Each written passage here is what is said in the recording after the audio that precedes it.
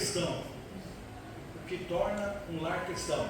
Ontem nós tivemos uma palavra abençoadíssima aqui com o pastor Bruno, e não menor do que ontem, não inferior do que ontem, da Esmeralda, agora da pastora Esmeralda, agora falando conosco.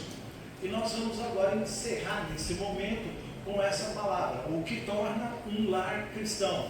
Fomos ensinados a respeito de como devemos lutar pelo nosso lar ontem, né? Como devemos guerrear e não desistir, né? Perseverar na conquista daquilo que o Senhor nos deu, a família. E vimos hoje que temos que rever os nossos conceitos por conta de um padrão social que vem ganhando a igreja, que vem influenciando a igreja. E nós não podemos nunca fugir dos princípios que estão estabelecidos. Por mais que a sociedade evolua, a palavra do Senhor, ela também se evolui, mas ela não perde os princípios. Ela se renova cada manhã. E não há nada na Bíblia que não seja tão atual. E a atualidade também não é nada como a Bíblia diz a respeito dela. Nós vamos encontrar coisas fantásticas na atualidade do século 21. E nós vamos encontrar isso na Bíblia. Nada é novidade na palavra do Senhor Deus.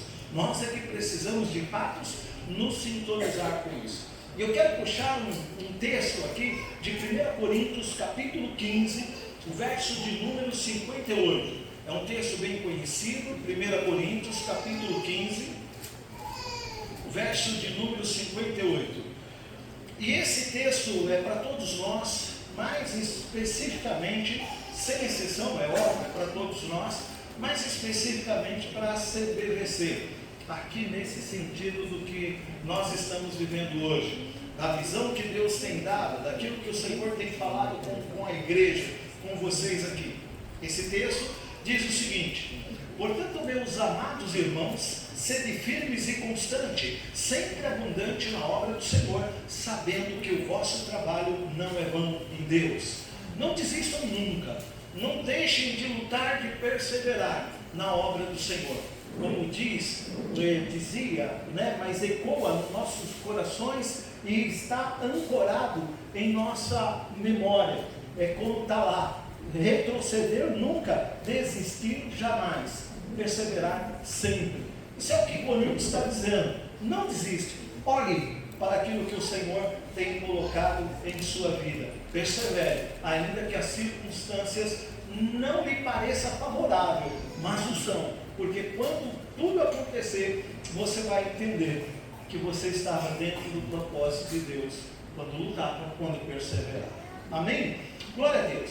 Então, o que nós vamos nesse texto, o que torna de fato um lar feliz. Como eu tenho que seguir aqui, que eu tenho que me padronizar nisso daqui, porque senão eu vou falando muito, eu não quero estourar o tempo nisso daqui, nós vamos junto aí. Pode mudar, pastor? Pastor, né? É presbítero, né? Mas está lá, está aí, né? Tio, por favor.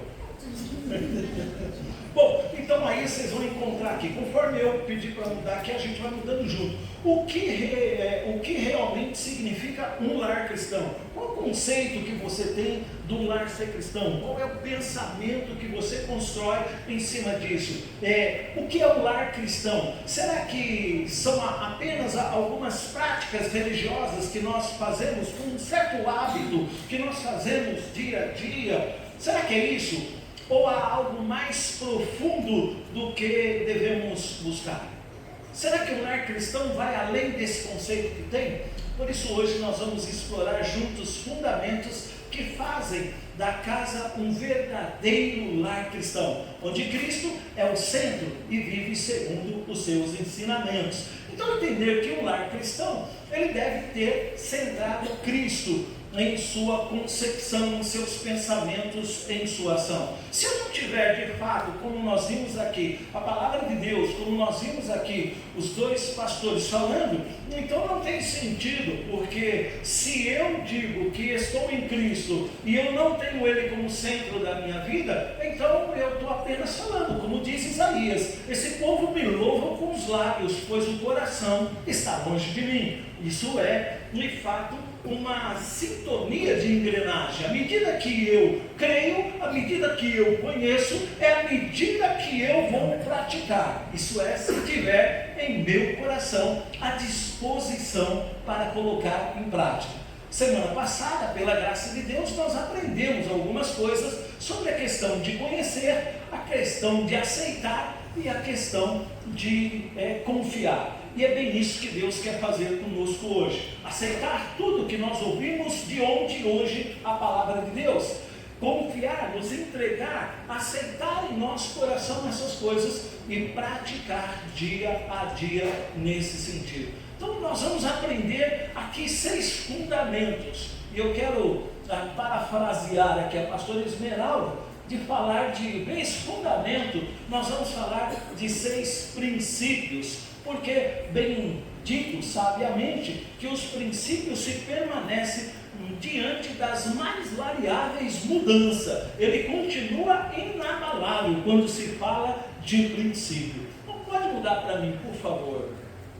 Então, o primeiro princípio aí está em Mateus, capítulo 24, verso 25. Todo aquele, pois, que ouve estas minhas palavras e as pratica, será comparado a um homem prudente, e que edificou a sua casa sobre a rocha, e desceu a chuva, correram os rios, sopraram os ventos, e combateu aquela casa, e não caiu, porque estava edificada sobre a rocha. Então, sem dúvida, sem sombra de dúvida nenhuma, a fé é fundamental para esse alicerce, mas essa fé, ela é construída com o Sermão do Monte. Quando Jesus encerra, nós temos o Sermão do Monte, do capítulo 5 ao capítulo 7, Jesus está dando todas as diretrizes, Jesus está dando todos os ensinamentos que os seus discípulos, nós, temos que seguir. Então lá ele fala de tudo, ele ensina a gente a dar oferta, ele ensina a gente a orar, ele ensina a gente a jejuar, ele nos ensina ali como devemos amar o nosso irmão, como nós devemos servir ao nosso próximo. Ele vai dando nesse Sermão do Monte todas as diretrizes que nós precisamos. E quando ele termina o Sermão do Monte, ele termina a conclusão com esse texto, os 2 fundamentos. E aí ele então diz que o primeiro fundamento é aquele que ouve e se submete a praticar. Ele então está edificado ou edificando a sua casa sobre a rocha. Não há nada que possa destruir. Pode vir a luta, pode vir a tempestade, vem o que for, mas a casa está intacta, ela está inabalável, porque ela foi edificada sobre a obediência da fé. Em contrapartida, ele diz que aquele que não faz isso é tolo. Ele é tolo porque edifica uma casa sobre areia. Então, quando qualquer vento, qualquer luta, qualquer dificuldade bate contra aquela casa, então logo ela é destruída, porque não tem estrutura. Isso é eu e você. Isso somos nós, quando nós não damos a devida atenção a palavra do Senhor. Então, para nós, um exemplo prático, para a gente poder entender isso aqui, por favor, querido, pode mudar, você vai mudar, que Deus guarde que você não fique com tendinite aí, né? Então, o exemplo prático aqui, devemos fazer um exame de consciência. E essa consciência é trazer de fato a memória, e você começar a questionar, onde está fundamentado a nossa família? Aonde está a base dela? Aonde eu fundamentei isso? Eu tenho que fazer essa pergunta. Porque se eu não fizer a pergunta, eu também nunca vou me interessar em saber a resposta. Dá para entender? Quando você pergunta, você está buscando em você uma resposta. E essa busca em você nada mais é do que a sua inteligência funcionando, buscando uma resposta dentro disso. Então, o primeiro ponto prático para isso, faça essa pergunta para você: o que sustenta a minha família? E de antemão, qualquer pensamento que você tiver em relação o que sustenta a sua família, eu posso dizer para você que se não for a palavra, se não for a fé, essa estrutura é rasa, ela não vai suportar. E não sou eu que estou dizendo isso. Quem está dizendo isso é a própria palavra. Não há sustentação para qualquer luta, para qualquer adversidade, se você não estiver estribado sobre essa fé que é construída pela palavra. Como será que nós tomamos nossas decisões diárias? Será que fazemos isso baseado na palavra de Deus? Será que não agimos por ímpeto?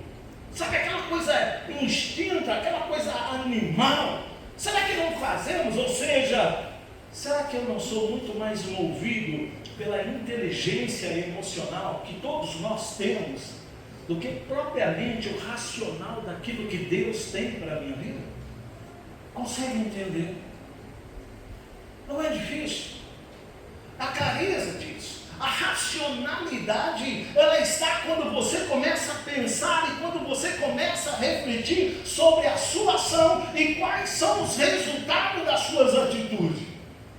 A sua atitude vai levar a consequências firmes, poderosas e pode levar também a consequências terríveis que você não queria viver.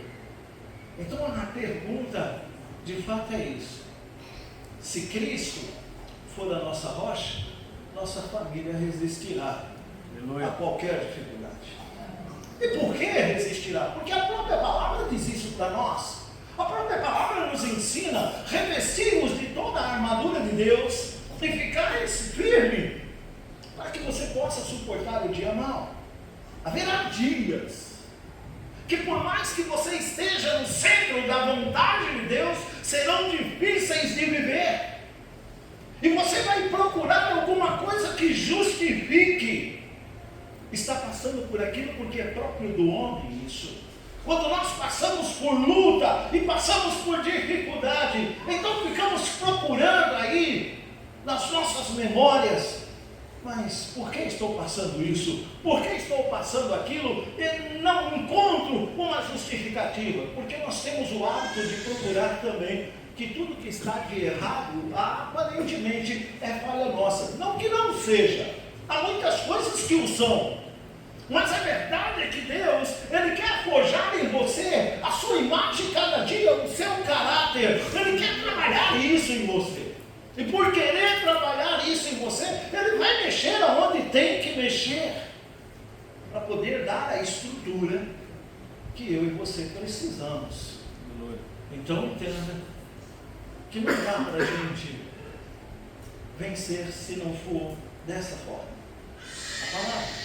Então entenda que quando Cristo é o centro, o lar tem uma base sólida. Mesmo quando você não encontra resposta para o problema, porque você está focado no Senhor, em sua palavra. Tudo isso é o exemplo que a palavra gera em nós. A fé para vencer. A fé para vencer. Não vamos vencer.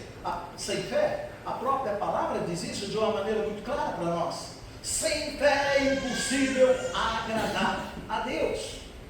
Então entenda que esse primeiro princípio é a fé que vem por meio do conhecimento da palavra. E se você não der ouvido a isso, você não desenvolve fé. Já perguntou por que na igreja há tantas pessoas que oscilam tanto? Há pessoas que têm o prazer de vir à igreja, mas elas não têm o prazer de obedecer a Deus. Eu gosto da igreja. A pastora Esmeralda, o pastor Bruno, o pessoal da igreja é fantástico, nota 10 para eles. Eles são muito bons. Ele nos acolhe, nos abraça, e eu vou lá por causa disso. Mas a palavra que é ensinada ali naquele lugar não me interessa. Eu não quero isso para a minha vida. Então você nunca terá fé. Porque ela precisa, essa semente, entrar em seu coração para que você entenda de fato o que é fé. O que é igreja para você? O que é família para você? Pensa nisso. Então, esse é o primeiro princípio. O segundo princípio, por favor, querido, muda para mim. Vocês veem que eu estou mais rápido hoje do que normal, né? Eu me precavi para não ter nenhum incidente aqui hoje. Que? Imagina que eu vou deixar isso acontecer? O segundo fundamento é o poder da oração. Como é importante essa oração? Em Filipenses capítulo 4, o verso 6 a 7, ele diz para mim: nos demais, não andeis ansiosos por coisa alguma,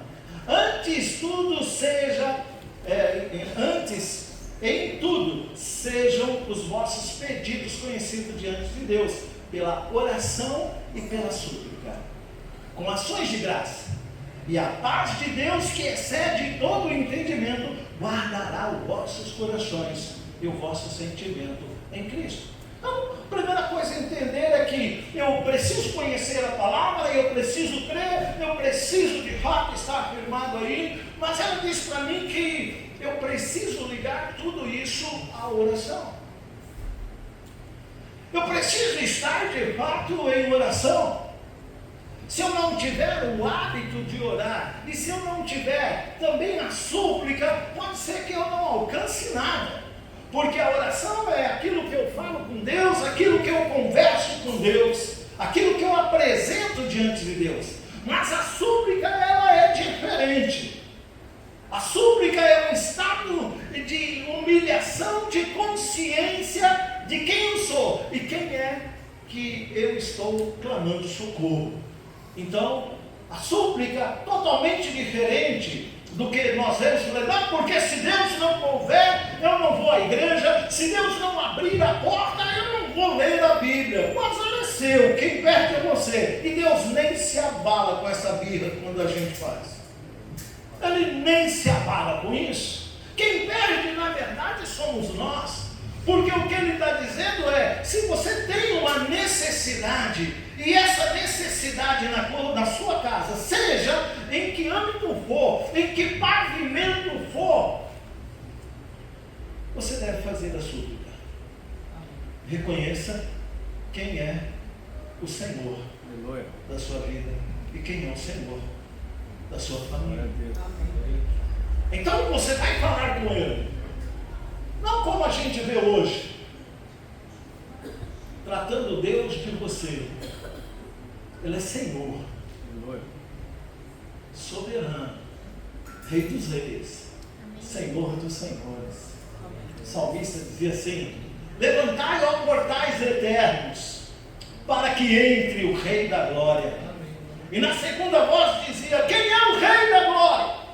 Então o coro levantava e dizia: o Senhor dos exércitos. Ele é o Rei da glória. Poxa, então tem que ter essa consciência da minha súplica com Deus.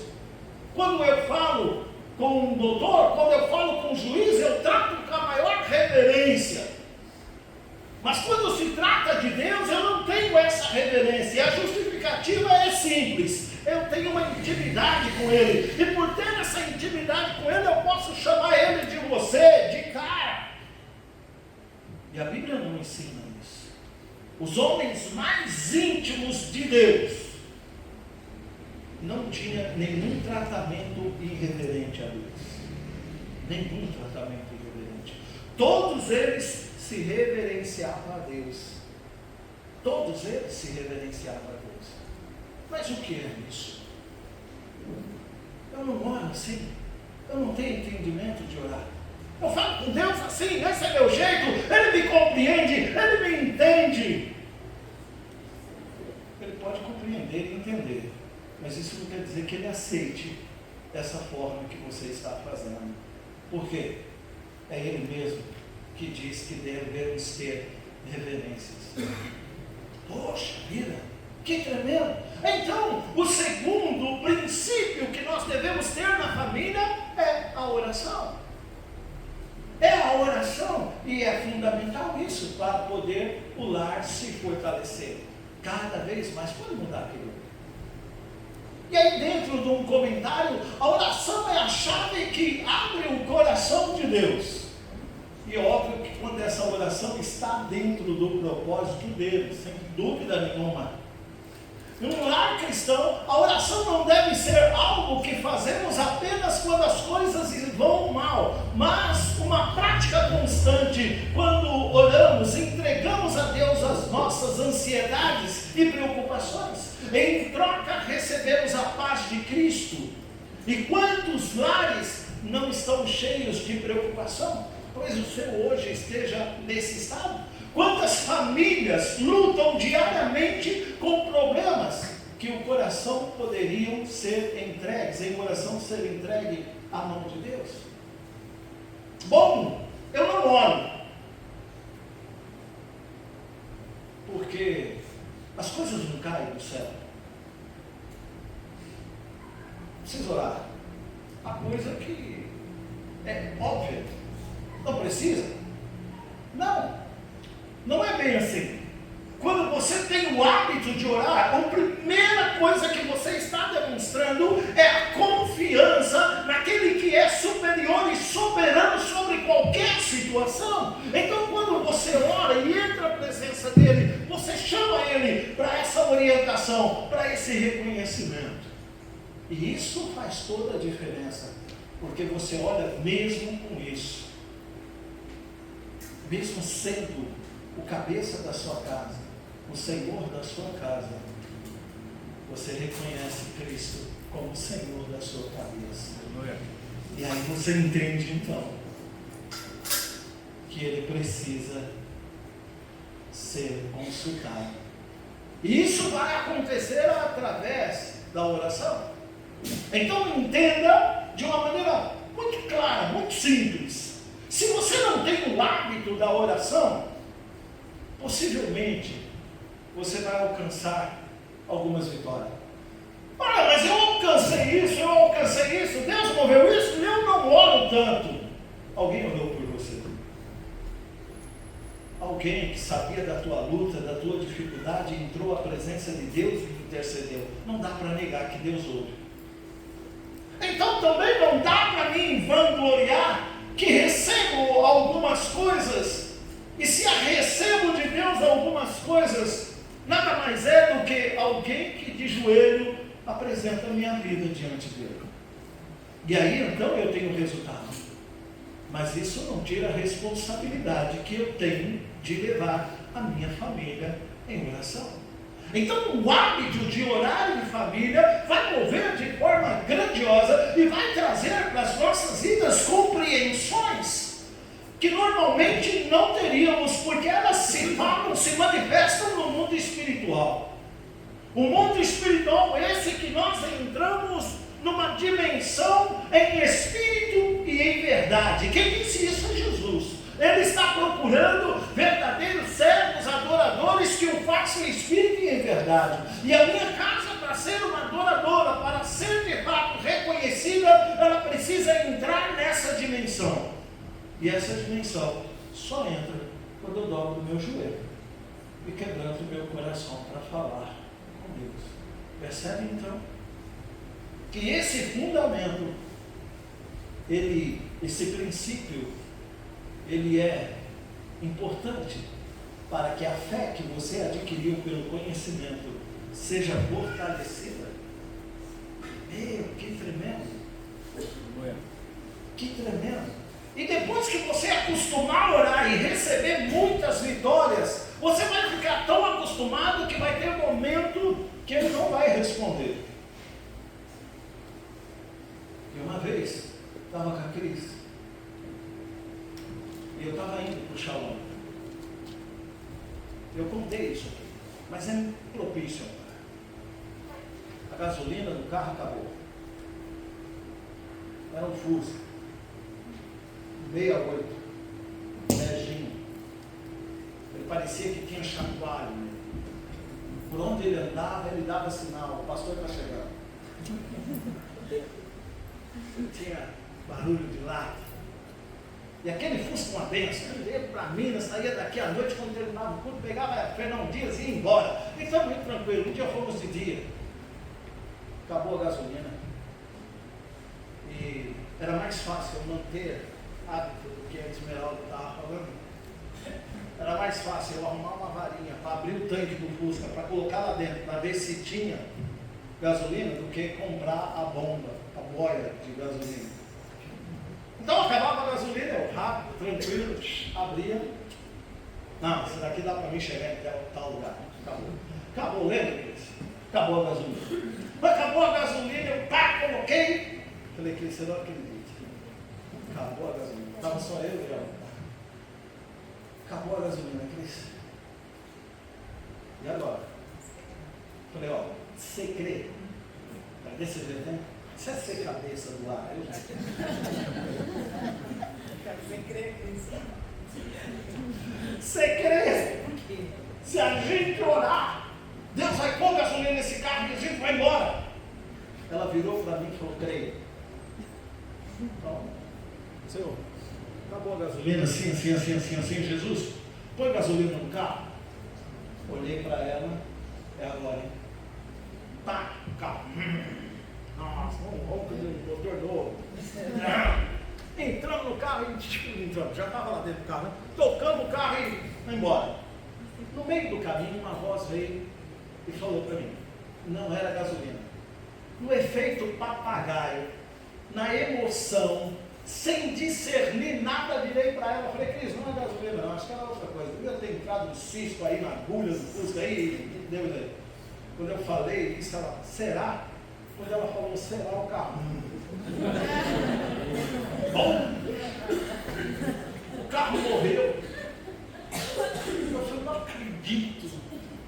Aí a placa bem na nossa frente, assim, próximo posto, 3 quilômetros. Peguei um galãozinho, porque toda pessoa prevenida, ela tem um galãozinho.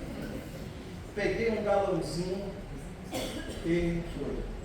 Aí um homem, acho que passou, o caminhão passou e viu o carro parado, eu com um galão na mão. Quer carona? Quer? Pô, acabou a gasolina aqui e tal. Coloquei gasolina. Coloquei gasolina e venho a pé. Não consigo carona. Então foram 3 quilômetros andando a pé. Eu vim assim, meu Deus, por que eu cuido de dar? Senhor amado, o diabo quando vem manda o secretário, porque falou, Senhor, bem no meu ouvido. Não, você está andando a pé por sua incredulidade. E eu falei para Deus, Senhor, eu não vou fazer mais isso. Quando eu orar, eu vou confiar plenamente, eu vou confiar, Senhor.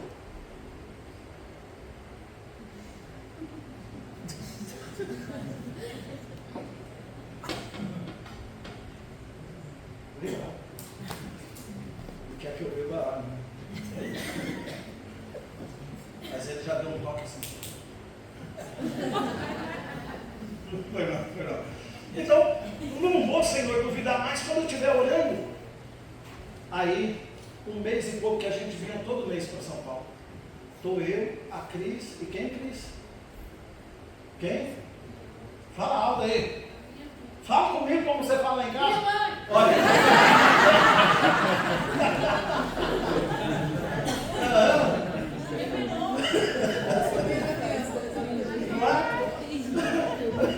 Estava minha sogra com a gente. Aí estou passando a noite, 8 e pouco da noite, passei por Varginha. Quando passei no Baixada de Varginha, o carro. Não acredito. A Cris em silêncio olhou para mim. Ela foi, eu falei, pelo jeito foi. Desci, abri o capô do carro, abri a tampa, coloquei a varinha seca. Falei, Cris, acabou a gasolina. Fechei lá, na noite, num lugar ruim. Eu falei, vamos orar para Deus pôr gasolina nesse carro. A minha sogra, ela não era convertida ainda. Mas que? É espanhol, né? Aquele sotaque. Mas não vamos ficar aqui no meio desse mato. Não. Deus vai pôr gasolina no carro. Passei por Varginha, no trevo de Varginha, então começamos. Senhor, põe gasolina nesse carro, Senhor, me tira daqui. Pai, eu estou aqui com a minha esposa, com a minha sogra aqui, Senhor. Pai, monte nesse carro, me leva até o trevo. No trevo, Senhor, o Senhor pode deixar eu ali no trevo, que dali eu me viro para chegar no posto de gasolina, mas Senhor, me tira daqui. Sabe aquela oração de desespero? Foi ela. Dei partido, o carro pegou. Agora a minha preocupação, a voz vindo dizer que não é gasolina.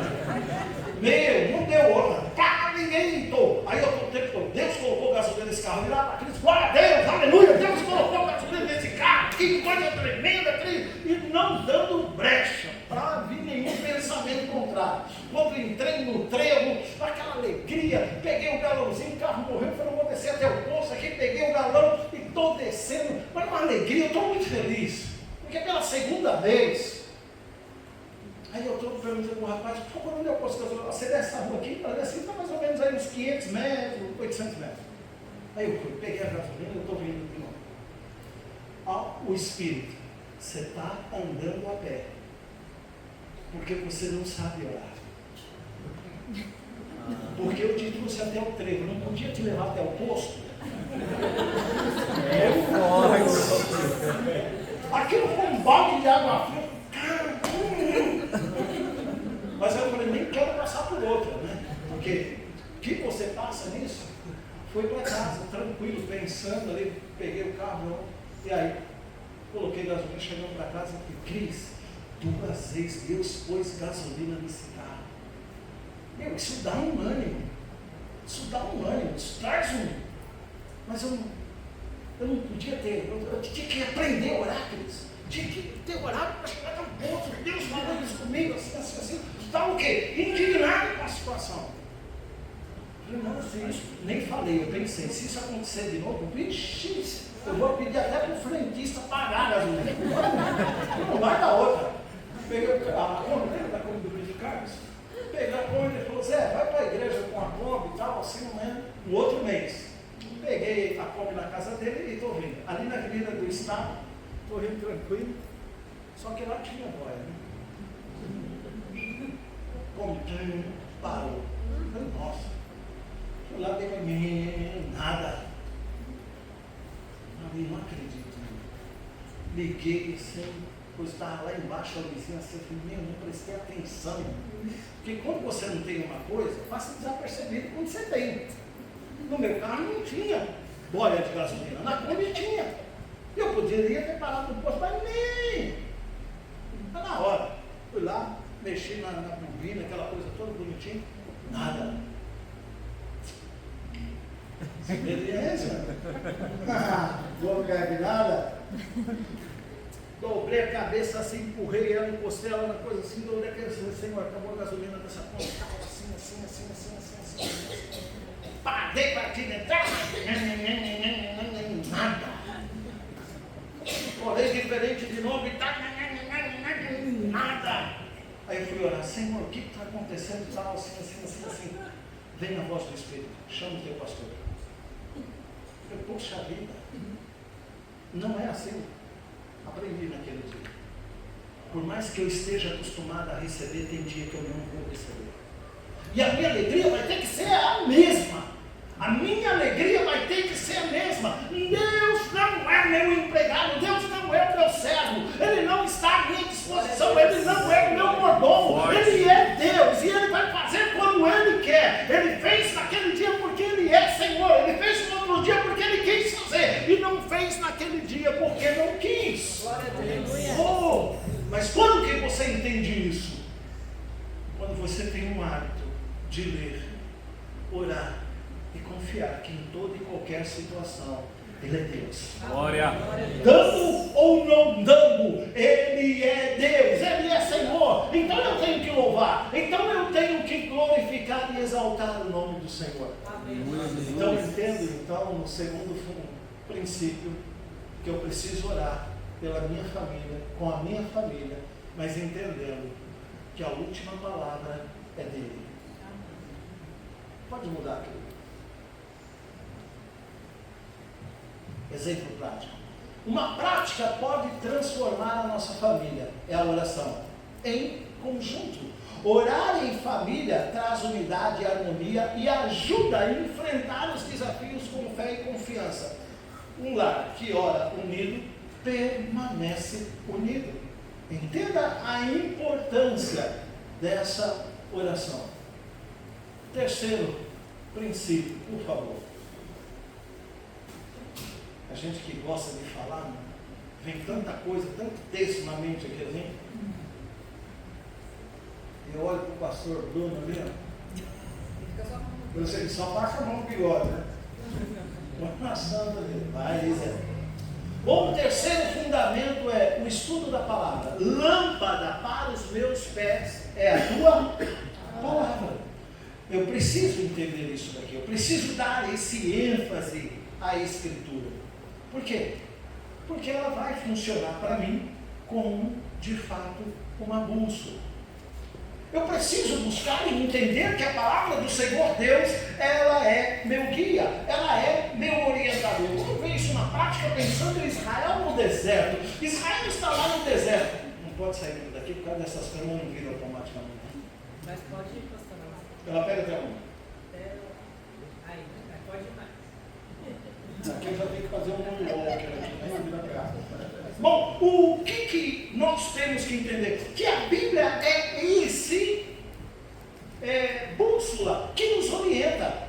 O salmista diz: guardei a tua palavra no meu coração para não pecar contra ti. Para não pecar. E esse não pecar é a prática do conhecimento daquilo que eu tenho em mente da palavra do Senhor Deus. Um lar cristão, a Bíblia é a nossa bússola. A Bíblia não é um amuleto distante. Ela não é um amuleto distante. Ela não é para ficar escrita na parede da casa, na parede do portão. Ela não é para ficar aberta no Salmo 91, tá amarela, dura, que você vai e abre sozinha no Salmo 91. E ainda você fala: não, Deus quer que fique aberta aí. Imagina, ela é para ser lida, ela é para ser comida, ela é para ser compreendida. À medida que você lê, à medida que você vai entendendo, você vai edificando a sua vida. Glória a Deus. Então não é para ficar aberta em lugar nenhum, é para estar gravada no seu coração. Aleluia. E ela só é gravada no seu coração quando você lê várias vezes e medita. Esse foi o conselho que Deus deu para Josué em um momento difícil da vida de Josué. Josué, medita no livro dessa lei de dia e de noite e tenha o cuidado de fazer como está escrito nela. E ele vai te fazer prosperar. Não desvie nem para a direita e nem para a esquerda. Fique firme, foca no alvo e vai. Então, eu tenho que olhar para a palavra de Deus com esse anseio. Eu tenho que de fato ansiar. Assim como eu desejo um alimento, assim como eu desejo a água, assim como eu desejo qualquer coisa para a minha vida, eu tenho que desejar o conhecimento da palavra para mim. Eu tenho que almejar, eu tenho que ter sede da palavra, eu tenho que ter fome da palavra. Eu preciso ler, eu preciso comer ela. E se eu não fizer isso, eu não vou suportar os dias maus. Eu preciso disso. Muda para mim, por favor. Um comentário breve aqui. Num lar cristão, a Bíblia é a nossa bússola. Ela nos dá direção e ilumina os nossos caminhos para nos mostrar como devemos viver. Se não tivermos a palavra de Deus como um guia, andaremos às cegas, tomando decisões erradas e sofrendo consequências. Mas quando estudamos as Escrituras e encontramos sabedoria para todas as áreas da vida, para o casamento, para a criação dos filhos e para o trabalho, até para os momentos mais difíceis, o que eu precisar, eu vou encontrar nas Escrituras. Aleluia. Eu vou encontrar isso nas Escrituras. Então, eu preciso ir lá. Eu preciso ir lá. Eu preciso pegar. Alguém fala que você está lendo muito. E se você está lendo muito a Bíblia, pode ser que você vá bater as bielas aí. Nunca. É a mesma conversa de pessoas que falam para o outro: cuidado para não estudar a teologia. A maioria das pessoas que estuda teologia fica frio na fé. Como que você estudar, Deus vai esfriar. Como que você estudar o conhecimento de Deus, você vai perder a fé. Não tem sentido. À medida que você estuda e que você vai conhecendo os princípios e você vai entendendo a palavra, você vai se apaixonando mais ainda, você vai querendo mais ainda. Poxa, eu não pensei que era assim, eu não pensei que era aquilo outro. Então você consegue de fato entender que a ciência que nos faz buscar a Deus só nos faz porque Ele se revelou através dela para que nós assim pudéssemos buscar. Entenda então que foi Ele que se revelou a nós. E é isso que Ele quer. Na narrativa de Gênesis capítulo 1, nós estamos vendo a grandeza de Deus e como Ele fez todas essas coisas, e como Ele fez isso, e como Ele criou aquilo. E depois de tudo pronto, do cenário tudo pronto, Ele cria o homem, a imagem de Deus. A imagem de Deus o criou macho e fêmea. A imagem de Deus é Jesus Cristo. Ele é a imagem de Deus. E nós fomos criados à imagem. Ou seja, quem nos criou foi Cristo. A imagem dele, Ele nos criou. Soprou em nossas narinas e nos deu um fôlego de vida. E de todas as espécies, de todo ser vivente nesse planeta, você é a coroa dessa criação. Porque você tem a imagem e a sabedoria dele em você. Mas quando o pecado entrou e separou, então, o homem, ele vai deixando na sua independência Deus. E Deus vai ficando em segundo plano. E Ele fica em segundo plano em muitas coisas na nossa vida. Em muitas coisas Ele fica em segundo plano em nossas vidas. Então você tem que entender que Israel lá no deserto, lá naquela caminhada, ele tinha uma nuvem de dia. Quando aquela nuvem movia, eles sabiam que tinham que levantar acampamento e caminhar. Quando aquela nuvem parava, ele sabia que era ali a hora de parar. Quem andasse debaixo daquela nuvem nunca seria molestado pelo calor do deserto. À noite, uma coluna de fogo que se movia quando era para caminhar à noite. E uma coluna de fogo ali que também aquecia aquela nação. Deus mostra nesse sentido que o que Ele está dizendo para Israel: caminhe quando eu mandar caminhar, pare quando eu mandar parar. E aí quando eles paravam, qual era a primeira coisa que eles tinham que fazer? Vocês lembram?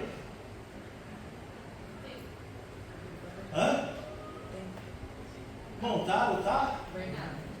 Ninguém podia montar a sua tenda antes do tabernáculo. Imagina, eu estou numa viagem, cansado disso e aquilo.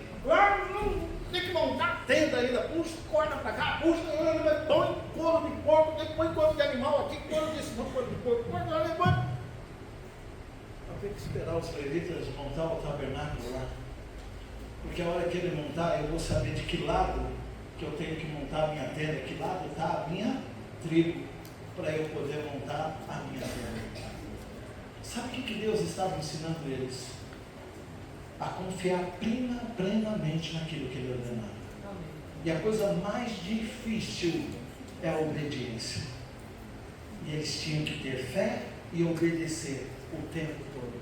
Não existe fé sem obediência, como também a obediência é o exercício da fé. Mesmo que tremendo, tinha que ter isso. Isso tudo nós vamos aprendendo nas Escrituras, na palavra do Senhor Deus. Então entenda que se você não tem a Bíblia como um guia para você, você vai ter que começar a olhar para ela dessa forma. Você vai ter que começar a olhar para ela como uma guia. Um exemplo prático nesse sentido. Pode mudar para mim, por favor? É importante que cada família reserve um tempo para ler a Bíblia junta. Pode ser antes das refeições, antes de dormir. O importante é que a palavra de Deus seja presente na vossa rotina, moldando as nossas atitudes e decisões.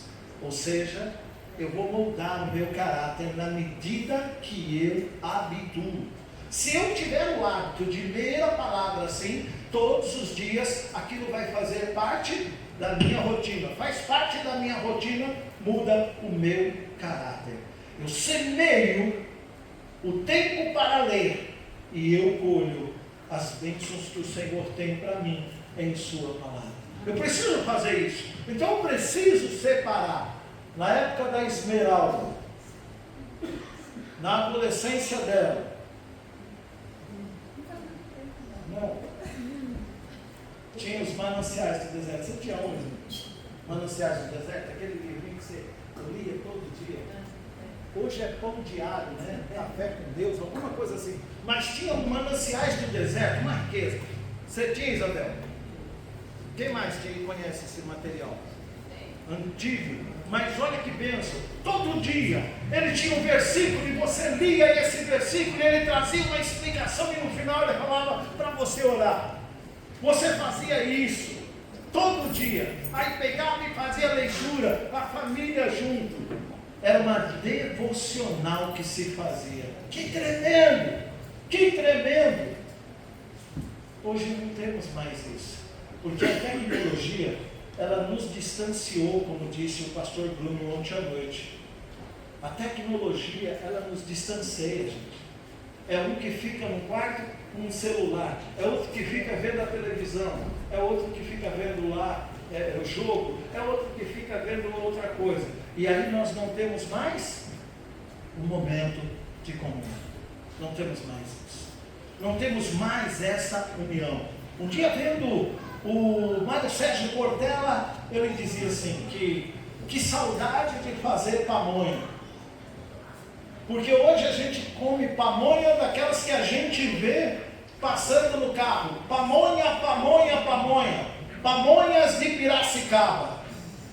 O carro, não sei se passa esse carro por aqui. Acho que ele já até partiu para agora, esse homem também. É antigo, né? Pamonhas de Piracicaba. E aí ele fala assim, hoje a gente vai e compra pamonha ali. Antigamente, juntava os vizinhos e a família, ia ralar milho, era o dia todo junto, conversando, unido, e fazendo pamonha, depois comia pamonha à vontade. Hoje não temos isso. Perdeu esse sentido. Perdeu isso. Mas por quê? Porque entrou a tecnologia. Ela trouxe muitas facilidades e facilitou também o nosso distanciamento, porque não temos mais a comunhão que nós deveríamos ter em família, e menos ainda para ler a palavra e ensinar qualquer coisa nesse sentido. Por favor, muda para mim o quarto princípio de hoje. Está no tempo aí, pastor? Tranquilo? O quarto princípio é o amor e o perdão. O quarto princípio diz para mim e família que é o seguinte: o reflexo de Cristo no lar. Efésios capítulo 4, verso 32. Antes serem uns para com os outros benignos, misericordiosos, perdoando-vos uns aos outros, como também Deus vos perdoou em Cristo Jesus. Bom, então, o perdão é fundamental na nossa vida diária, mas no nosso lar principalmente. Como é terrível, o esposo discute com a esposa e fica sem falar. Fica sem falar um dia, 2 dias. Não fala comigo. Não quero conversa. Numa boa. Numa boa. E o capeta vai lá e fala, isso mesmo, gostei, parabéns. É isso aí, não dá moleza não. Porque você fica sem falar, você vai aprender, ou ela vai aprender, que não é assim não. Quem está ganhando com isso? O inimigo. Por quê? Quando eu não resolvo, a Bíblia diz, não deixe a vossa ira, o sol se colocar sobre a vossa ira. Eu estou indignado, eu nem discuto mais com a Cris. Pode ir lá ficar com o ouvido na parede que a gente nem discute. Você vai convivendo anos juntos. Ela já sabe que tem coisa que não adianta, eu já sei que tem coisa que não adianta. Ninguém ouve nada na nossa vizinhança. E lá você não pode instalar assim o dedo que ouve. Ninguém ouve nada, porque a gente discute em língua. Não, coisa boa isso daí, que você fala tudo que você quer falar e ninguém está ouvindo nada. Ela fala para mim, eu falo para ela.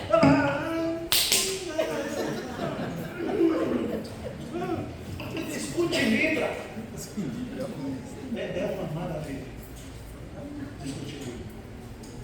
É bom demais. Mas aí quando vai dormir, não pode ir de cara feia. Tem que ir. Perdão. Lá em casa não é aqui demagogia. Mas quando tem um problema lá em casa, senta todo mundo à mesa. Oh, meu pai. E aí começa. E tem um intermediário. Quando a coisa não é comigo, está de boa.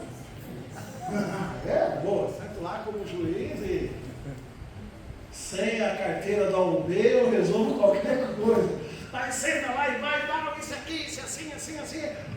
Só ouve o outro agora. Depois você fala. Não, porque eu gostei disso. Pronto, depois passou, vai. Pediu perdão. Aí resolve. Não pode deixar aquilo estender. Porque se estende no outro dia, é terrível. É terrível, porque aquilo vai crescendo e vai criando sentimentos no coração que não é bom. Então você vai dormir à noite irritado com o seu parceiro ou com alguém da sua família naquele momento, que não foi resolvido, você está triste, nem quer conversar, me deixa sozinho, amanhã eu converso. O diabo vai encher o seu coração, não tenha dúvida disso. O diabo vai encher o seu coração. E amanhã, quando você vai pedir perdão, você fala, quero te pedir perdão aí. Você já encontra humildade do outro lado. Nossa, pensei que não ia pedir perdão. Aí aquilo te irrita, mas não vou pedir perdão, coisa nenhuma. Não, nada. A gente vem na maior humildade aqui. Só Deus sabe a humildade, né?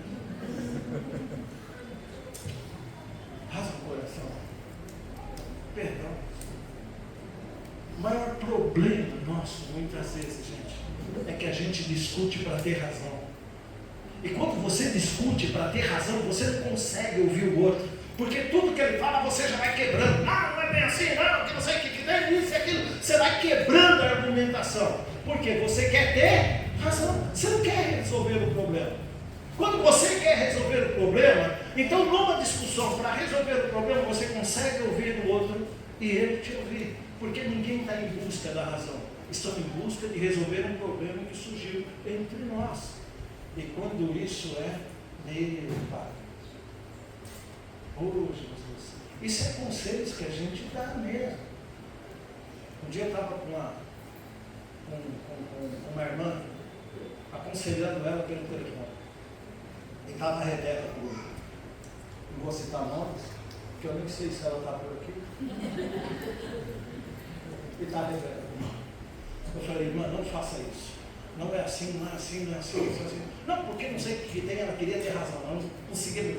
Olha, tá, isso daqui, isso aqui, assim, assim, assim. Não, olha, né? Aí daqui a pouco ela falava, não, olha, pastor, eu vou ouvir, pode falar. Eu, quando chegava naquela ponta, ela me cortava e Olha, é o seguinte, ou você toma uma posição, o diabo vai entrar na tua vida, tá bagunçando isso, tá bagunçando aquilo, tá não sei o que tem, que isso, aquilo lá, assim. E ela começou a falar junto comigo, e eu falando do outro lado, em nome de Jesus, sai daí, capeta, vou do lado, dali no telefone, sai daí, diabo, em nome de Jesus, solta essa mente, solta esse coração, sai. E a Rebeca do outro lado, lá no carro, quietinha, que eu parei o carro. Eu falei, eu estou dirigindo, não consigo falar com você, eu vou parar o carro, que parei o carro num lugar meio também não muito bom,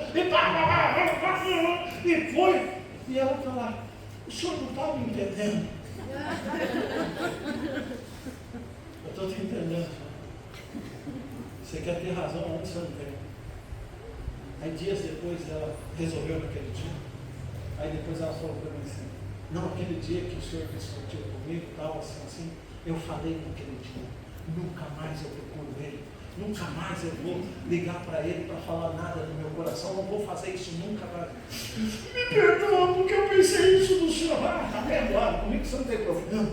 Não? E aí a Rebeca começou a chorar. Porque a Rebeca, ela também tem isso, sabe, gente? A Rebeca, ela chora até a inauguração do supermercado. Se ela vai no supermercado, está tendo uma inauguração, uma promoção, ela chora. Ela fica emocionada. Ai, será que vai dar certo? Está a Rebeca lá chorando. Não, filha, fica calma. Nossa, pai, é difícil. Eu falei, não é difícil. Eu quero ver a hora que o marido dela ligar para mim. Porque aí vai ficar difícil também. Porque a hora que ela falar para ele, como foi que eu falei com ela, ele vai querer falar comigo também. Ele vai querer falar comigo. Mas olha que beijo. Os dois estão uma maravilha. Estão tombinhos, né? Mas o que é isso? É entender o outro. Essa pessoa que tu está do seu lado, olha assim também um pouquinho pro Jé. Você ama ele, não ama? Ele tem qualidade, não tem? Mas esse cara é chato. É chato. Não é? O Jé também, olha para ela também e fala, poxa, ela é chata demais. Eu vou falar, a mulher que não é chata, ela não nasceu ainda. O homem que não é chato, ele não nasceu ainda, gente. Quando ele nascer, ele entrar nesse plano terreno, ele já começa a aprender a ficar chato. Ele vai, não tem jeito, todos nós somos chatos, cada um tem um lado difícil, a gente só conta para os outros o lado bom. O lado bom da coisa. A gente não conta as coisas ruins. Mas é difícil as pessoas. Você olha aquela pessoa assim, você fica admirado com ela. Mas, puxa, pessoa difícil. Pessoa difícil. E quando a pessoa pega a roupa e vai dormir no sofá. Se for dormir lá no sofá, vai dormir todo dia. Vai dormir todo dia no sofá. Não, aqui no trabalho não durmo. Então vai dormir lá no sofá. E amanhã ou depois vai continuar dormindo lá também. Eu vou dormir lá hoje, quero ver se eu não durmo amanhã, aqui na cama. Poxa, quem está trabalhando nisso aqui? O capeta, o diabo. Pode ter certeza disso. Ele está criando a situação para trazer a intriga. Então, se você não tiver a sensibilidade de perdoar, poxa, você não consegue. Qual que é a melhor coisa? Você olha para a pessoa, olha o semblante sério.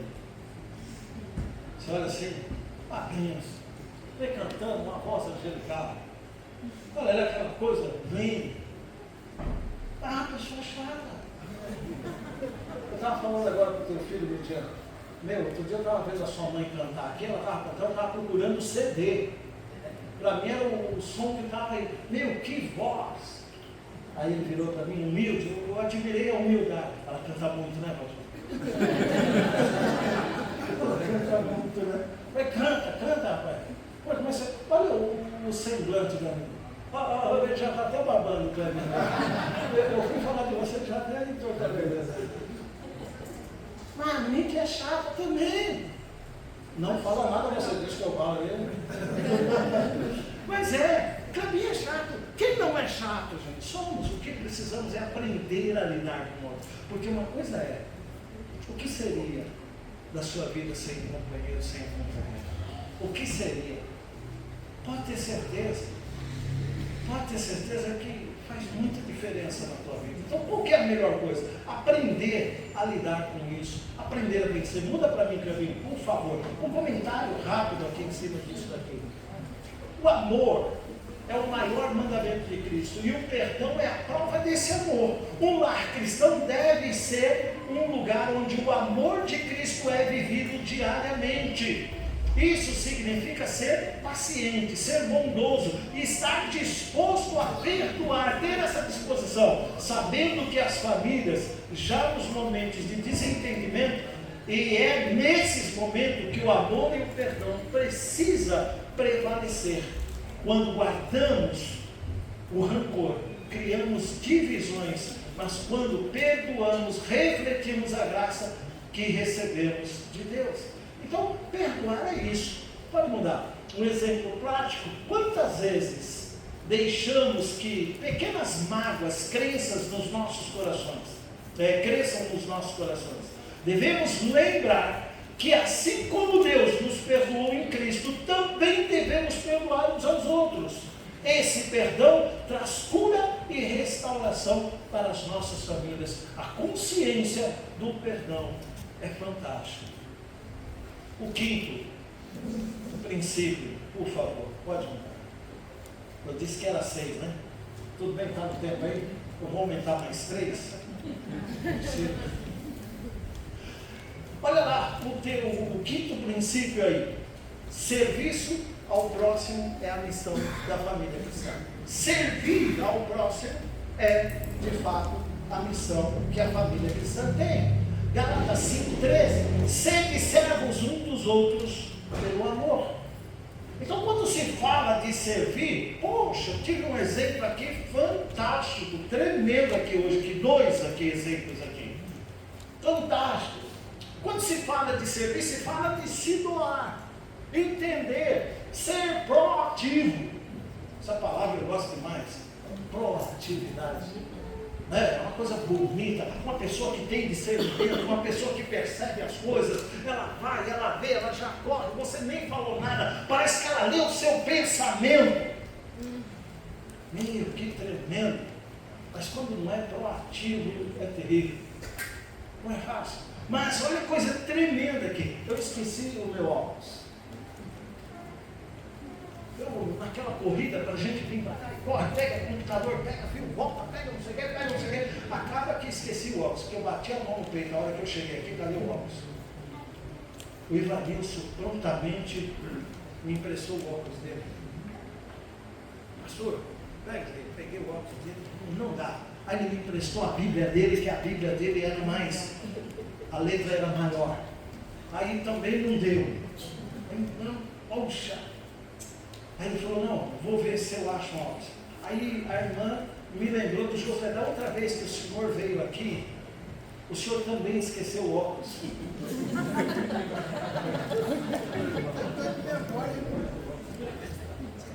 E o Josué emprestou para o senhor. Eu falei, poxa vida, né? Ficou marcado aquele dia. Como esse também. Mas então, vai lá, Josué, meu irmão, por favor, querido, o seu óculos, você pode me emprestar? Está com você aí? Está comigo aqui. É aquele óculos que você me emprestou da outra vez que eu vim aqui, esqueci o óculos. Ele, não, meu grau subiu. E aquele? Deixei em casa. Não, mas eu vou buscar. Não, tranquilo. Eu me ajeito aqui. Na hora que eu peço para alguém aqui um óculos. Aí vem, estou com a letra com a Bíblia do Givanildo que ele me emprestou. Givanildo.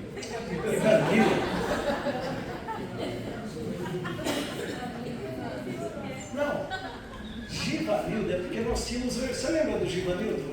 Você lembra, pastor Fábio? O Givanildo que era padeiro? Então, eu tenho um Givanildo na igreja. Ivanildo. Aí o Ivanildo emprestou a Bíblia. Ivanilson. Aí o Ivanilson me emprestou a Bíblia. Aí chega a hora de eu ler, eu não estou conseguindo ler porque não é o óculos. Aí pouco que eu vi aqui a Bíblia fiel. Poxa, Bíblia boa. Aí ele tirou as coisas de dentro da Bíblia e falou, pastor, fica de presente para você. Agora, uma coisa que ele não sabia. Semana passada, tem acho que umas 2 semanas, um visitante na igreja começou a ir, ele está indo todos os cultos. E ele não tinha Bíblia. E aí eu peguei a minha Bíblia, que eu tenho um carinho por ela muito grande. Eu falei que você não tem Bíblia, né? Dê presente para você essa Bíblia. É uma Thompson. Aí eu dei a Thompson para ele, ele ficou todo feliz. Eu quero ver você lendo. Aí dei para ele. Falei, depois compra uma para mim. Aí como eu tenho algumas Bíblias de estudo, aquela coisa, então, as Bíblias de estudo, elas são muito imponentes, né? Elas são grandes, elas chamam a atenção. E a gente que é meio agente secreto, entendeu? A gente não quer uma Bíblia que mostra que a gente é grande. Aí eu falei, depois eu compro uma Bíblia para mim. E aí o Janilson me deu uma Bíblia. Poderia falar para ele, não, eu tenho outras Bíblias lá em casa. Mas o carinho e a prontidão com que ele me doou a Bíblia, não dava para falar isso. Não dava. E essa Bíblia eu vou carregar, porque eu gostei mesmo da versão dela, eu estava lendo a versão dela. E eu vou carregar. Eu falei, mas eu quero que você faça uma dedicatória aqui para mim, que eu quero guardar com carinho, porque eu não quero dar. Então, nesse exato momento, o que o Ivanilson fez? Ele foi um servo. Ele se prontificou naquele momento em resolver o meu problema, em me ajudar naquele momento. Ele me emprestou o óculos, não deu jeito, foi lá, não deu jeito. E nisso Josué vai lá na casa dele, pastor, está aqui o óculos, foi lá buscar.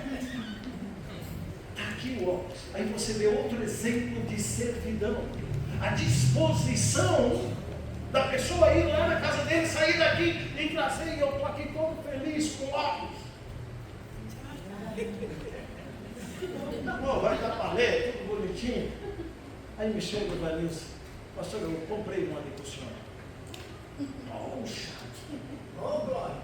Maior exemplo de servidão, de fato, é isso na prática, a disposição de você servir o outro sem ter nenhum receber nada em troca. E nós precisamos fazer isso em casa.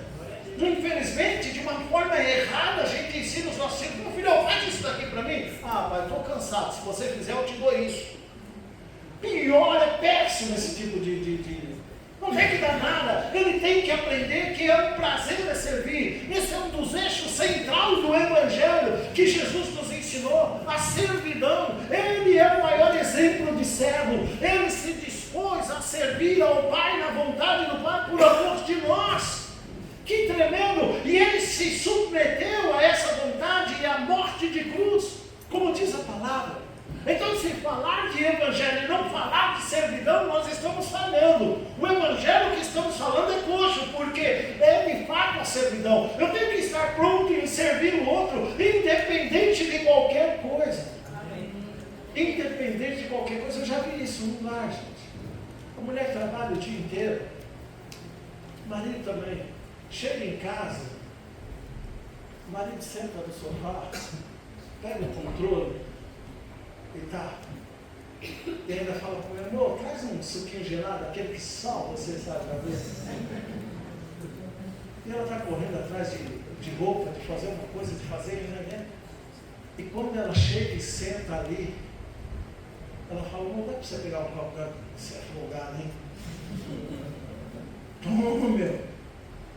Você tá louco? Pega a... Você não vinha para cá? Vinha? Por que ela não trouxe o copo já para beber? Meu, por que fazemos assim? Porque, queira ou não, nós temos um pouco de narcisismo dentro de nós. Nós queremos muita coisa, nós se achamos o bambambam, se achamos isso, e não temos essa servidão. Servir ao outro em todo o tempo. Em todo o tempo. O que você está fazendo? Você está reproduzindo aquilo que o Senhor te ensinou. Poxa vida, pensa. Sua mãe faz tudo por você. Fez tudo por você. Olha que bonito. Não, fica assim agora. Fica assim agora. Viu, bonito? Não quero ver agora. Olha que bonito. Ele está ali que está até babando. Ela fez tudo por você. E quando ela vai pedir alguma coisa para você, é reclamando. Sua esposa faz tudo por você. Seu esposo faz. E eu não consigo servir. Eu não consigo servir? Não, eu tenho que mudar esse conceito. Então, quando se fala da servidão, é você se doar ao outro. Ensina a tua família a ser servo. E como que eu vou ensinar isso? Sendo servo dentro de casa. Seja servo para com seus filhos, seja servo para com a sua esposa, seja servo para com o seu esposo, seja servo. E aí então, você vai conhecer a grandeza de Deus nessa servidão. Como é fundamental isso aqui. E aí nós temos que ensinar os nossos filhos nessa servidão. Trazer isso. Pode mudar, por favor. O serviço, a servidão, o serviço ao próximo, a missão da família, Gálatas 5,13, sede meus, sede servos, um dos outros pelo amor. Um lar cristão não existe apenas para si mesmo, mas para servir aos outros. Cristo nos deu um exemplo de serviço. Ele espera que façamos o mesmo. Isso começa dentro de casa, servindo uns aos outros com amor e humildade. Tem que ter isso, mas também se expande para além das nossas portas. Um lar cristão é um lar que olha para a necessidade do outro, estende a mão ao próximo e está disposto a ajudar aqueles que estão em necessidade. A igreja é isso. A igreja, ela é isso daqui. Muda para mim um exemplo prático. A forma mais prática de viver isso é envolver a sua família em atividades e serviços. Estejam visitando doentes, os necessitados e participando de missões. Este é um poderoso testemunho de fé para os nossos filhos. Aquilo que a Esmeralda falou. Você vivendo isso, você é um exemplo muito mais poderoso do que as suas palavras. Porque os filhos vão aprender com a atitude dos pais, que aprende desde cedo a importância de servir aos outros. O último fundamento para a gente fechar. Pode mudar. Educar os filhos nos caminhos do Senhor. A Esmeralda falou isso. Não é fácil educar, ainda mais nos dias de hoje. Qualquer coisa que você faça, já vem a resposta. É fato. E se você falar que vai pegar um chinelo para dar uma chinelada, eu chamo a polícia. Pode fazer. Por quê? Porque a sociedade, ela tem dirigido a família. E não a família tem sido o modelo para a sociedade. Simples de entender dentro daquilo que a Esmeralda estava falando assim.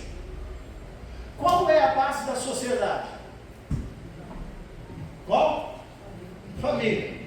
Qual é a base da família? Deus. Então veja, uma família longe de Deus, nós temos uma sociedade do jeito que nós temos hoje.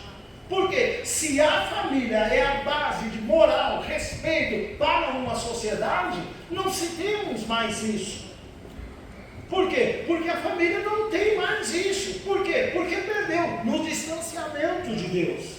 À medida que a família se distancia de Deus, nós temos um reflexo na sociedade. Quanto mais a família unida e buscando em Deus, firmada em Deus, nós vamos ter reflexo numa sociedade. Nós temos reflexo dentro da igreja, de uma família fortalecida no Senhor.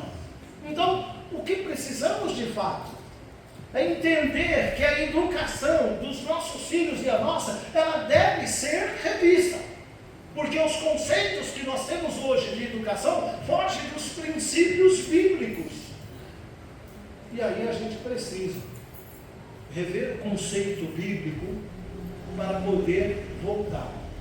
Às vezes a gente quer relaxar um pouco, mas a verdade é que quando nós relaxamos um pouco na correção, na educação, o inimigo não relaxa, ele não perdoa, ele trabalha em cima disso. Então, pode mudar para mim, por favor. Espero que dê para vocês lerem. Isso aqui é Deuteronômio capítulo 6, do verso 1 ao verso 7. O conselho que o Senhor deu à nação. Essa é a lei, isto é, os decretos e os ordenanças que o Senhor, seu Deus, ordenou que eu ensinasse, para que vocês cumprissem na terra para a qual estão indo, para dela tomar posse. Desse modo, vocês, seus filhos e os seus netos temerão ao Senhor, o seu Deus, e obedecerão todos os seus decretos e mandamentos que lhe ordeno, todos os dias da sua vida, para que tenham vida longa. Ouçam e obedeçam Israel, assim tudo lhe irá bem. Se você for o meu aí, desliga aí. Se não é Jesus, pode desligar. Desse modo, seus filhos e seus netos temerão ao Senhor, e o seu Deus obedecerá de todos os seus decretos e mandamentos que lhe ordeno, todos os dias da sua vida, para que tenham vida longa. Ouçam e obedeçam, ó Israel, assim tudo irá bem, e você será muito numeroso, numa terra onde mana leite e mel, com fartura, e como lhe prometeu o Senhor, o Deus dos teus antepassados. Ouça, Israel, o Senhor vosso Deus é o único Senhor. Ame ao Senhor, o seu Deus, de todo o coração, e de toda a tua alma, e de todas as suas forças, e que todas estas palavras que hoje lhe ordeno estejam em seu coração. Olha agora, tudo isso para chegar nesse ponto aqui. Ensina-as com paciência, persistência a seus filhos. Converse sobre estas coisas quando estiverem sentados em sua casa, e quando estiverem andando pelo caminho, e quando estiverem deitados, e quando se levantar pela manhã. Tudo isso ensina o teu filho a me amar, a me obedecer, a me honrar, e eu abençoarei vocês. Poxa vida!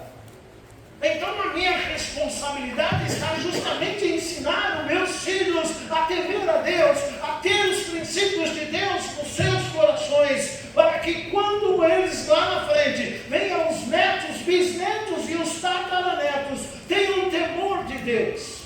Oh, que fantástico! Mas como disse a Esmeralda, hoje a pastora, eu não tenho tempo para estar ensinando Bíblia. Eles já sabem ler. Eles que peguem a Bíblia e vão ler se quiserem aprender alguma coisa de Deus.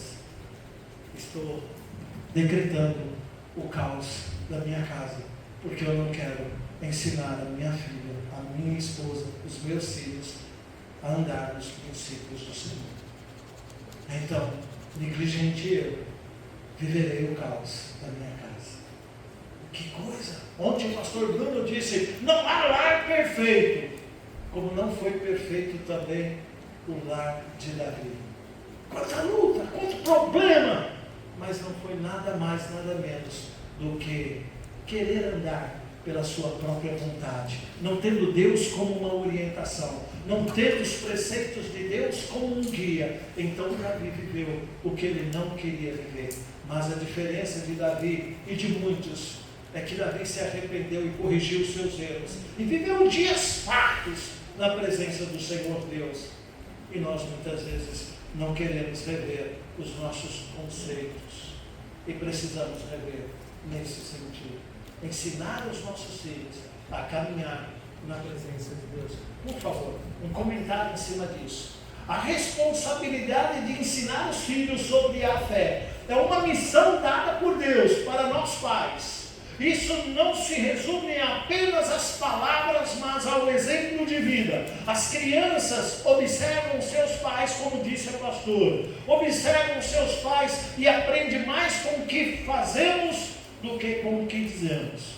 Um lar cristão é aquele onde os pais são modelos de fé, de amor, de serviço, inspirando os filhos a seguir o caminho do Senhor.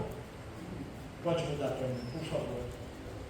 No exemplo prático, momentos de estudo bíblicos em família, oração e conversas abertas sobre Deus são fundamentais em ensinar os filhos sobre a importância de viver uma vida dedicada a Cristo. É o maior legado que podemos deixar para eles. Que tremendo, que tremendo. Pastor Josué, ou o pai do pastor Josué, eu não sei o nome do pastor, mas olha que coisa bonita. Levanta o pai do pastor Josué e a mãe. Manassés, Josué, o pai está procurando, né? Olha lá, esse é o pastor, como que é o nome do pastor? Eurico. Eu nem vou ficar insistindo muito, porque é capaz de colocar isso. Eurico. Então olha lá. Aí vem o pastor Manassés. Levanta aí, pastor Manassés. Consegue? Aí. Então você vê, o pai é pastor, o filho é pastor. Aí vem o Bruno. Aí, olha lá, de geração em geração. Isso é graça, isso é amor, isso é misericórdia. É óbvio que em cima dessas três pessoas, pode sentar, que em cima desses três pastores tem muita gente envolvida, que trabalhou para eles serem o que são. Sem sombra de dúvida. Mas quando nós olhamos para o nosso lar e podemos dizer, como disse Josué, eu e minha casa serviremos ao Senhor. Que tremendo! É óbvio que vamos ensinar os nossos filhos no caminho que vão andar. E quando eles crescerem, eles terão que optar se eles querem ou não aquele caminho. Como disse o pastor Bruno, filho de peixe é peixe, mas filho de crente não é crente. Deus não é avô de ninguém, Ele quer ser pai. E para ser pai, o meu filho precisa se converter. Um dia eu falei duro com o Levi, se você não tomar uma posição aí nisso aí, eu vou orar para Deus te recolher. Meu Deus! Onde já se viu um pai orar para Deus levar o filho embora? É melhor você ser levado por Deus do que o diabo levar você. Não tenha dúvida. Na rápida recura. Isso é fato. Você pode ter o pai pastor, pode ter a mãe pastora intercessora, mas eles não podem te colocar na salvação, porque essa é uma escolha sua. Amém. Querer e não querer depende de você. Então, aprendemos nisso daqui, no dia de hoje. Pode colocar aí, por favor. Hoje, vimos que um lar cristão é muito mais do que um lugar físico, é um ambiente onde tem que ter fé, onde que a oração prevalece. O estudo da palavra é o alimento, o amor e o perdão e o serviço e a educação espiritual estão no centro com base em Cristo.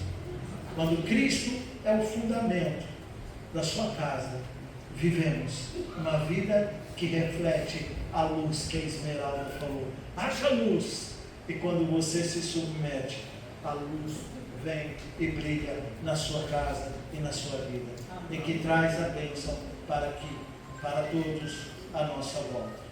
Bom, pode mudar. Agora, a pergunta que fica é: como podemos aplicar esses princípios nas nossas próprias casas? Que mudança podemos fazer, e a partir de hoje, para que o nosso lar seja realmente um lar cristão? Essa é a pergunta que você tem que fazer para você. Depois de ontem e de hoje, qual é a pergunta? Como eu posso tornar o meu lar cristão? Deus, Ele tem um propósito, como disse a Esmeralda. Você não é fruto do acaso, você é fruto do sonho de Deus. Ele sonhou com você, Ele sonhou, Ele planejou. Então o que Ele quer de você é que você se volte para Ele. Não apenas você e a sua casa, se volte ao Senhor Deus. Vou pedir para que você feche os seus olhos sentado aí.